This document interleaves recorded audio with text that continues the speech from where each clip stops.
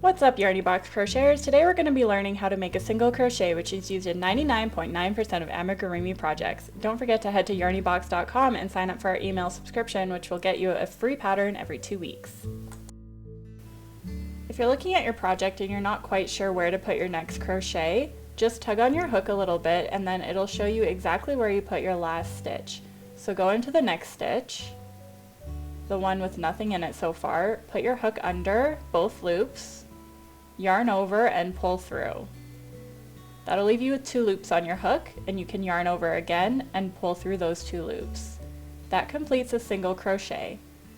So again, if you need help on looking where to see your next stitch is going, just tug on your hook and then pop your hook in the next stitch, go under both loops,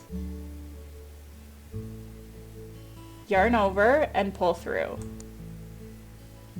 And then yarn over again and pull through the 2 loops on your hook.